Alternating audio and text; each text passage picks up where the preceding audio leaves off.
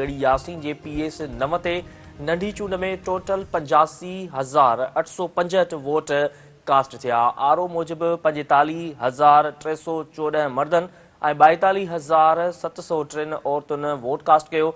आरो जो चवणु हो त PP उम्मीदवार 72,964 वोट ऐं JUI उम्मीदवार 9,489 वोट खया। आरो मूजिब 2152 वोट ख़ारिज थिया। इलेक्शन में टर्न आउट 31.68% रहियो। रिटर्निंग ऑफिसर इलेक्शन कमीशन ॾांहुं अंग खरो माणे छॾिया। अव्हांखे आगाह करे रहिया आहियूं अहम ख़बर जे हवाले सां त गढ़ी यासीन जे PS 9 ते नंढी चूंड में टोटल 85,865 वोट कास्ट थिया आहिनि।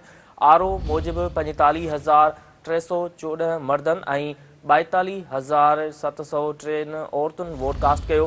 आरो जो चवणु हो त PP उम्मीदवार 72,964 वोट ऐं JUI उम्मीदवार 9,489 वोट खया। आरो मूजिब 2152 वोट ख़ारिज थिया। इलेक्शन में टर्न आउट 31.68% रहियो। रिटर्निंग ऑफिसर इलेक्शन कमीशन ॾांहुं अंग कर ओमाणे छॾिया।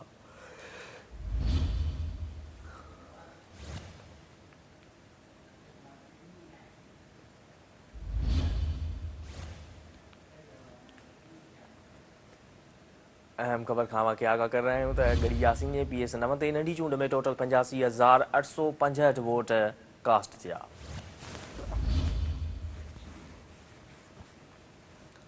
आरो मूजिब 45,314 मर्दनि ऐं 42,703 औरतुनि वोट कास्ट कयो। आरो जो चवणो त PP उम्मीदवार 72,964 वोट ऐं JUI उम्मीदवार 9,489 वोट खया। आरो मूजिब 2152 वोट ख़ारिज थिया। इलेक्शन में टर्न आउट 31.68% रहियो। रिटर्निंग ऑफिसर इलेक्शन कमीशन ॾांहुं अंग अखर ओमाणे छॾिया। आगाह करें अव्हांखे अहम ख़बर जे हवाले सां त गढ़ी यासीन जे PS 9 ते नंढी चूंड में टोटल 85,865 वोट कास्ट थिया। वधीक तफ़सील मालूम कंदासीं। टेलीफोन ते मौजूदु आहे Garhi Yasin Khan Sindh TV news reporter Shafiq Mahar. जी Shafiq, returning officer election commission ॾांहुं अंग खरो माणे छॾिया आहिनि, इन बाबति आगाह कजो।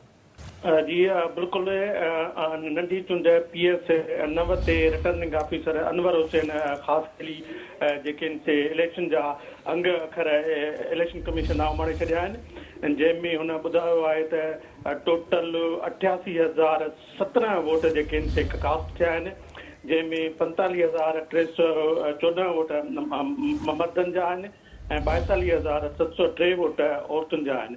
तव्हांखे ॿुधाईंदा आहियूं त उन्हनि वोटनि मां 2,152 वोट जेके ख़ारिज कया विया आहिनि। अहिड़े हिसाब सां टोटल वोटनि जो जेको तइदाद आहे ख़ासि जो 85,865 वोट जेके ख़ासि थिया आहिनि। जेकॾहिं तव्हांखे ॿुधाईं त जेको टर्न आउट आहे उहो 31.68% जेको टर्न आउट रहियो आहे, उहो बि रिटर्निंग ऑफिसर इलेक्शन कमीशन ओमाणे छॾियो आहे। अहिड़े हिसाब सां 2,792 वोट जेके टोटल हुआ, उन्हनि मां ही अंग अखर आरो इलेक्शन कमीशन ओमाणे छॾिया आहिनि। जी ठीकु आहे शफ़ीक, तफ़सील लाइ वॾी महिरबानी।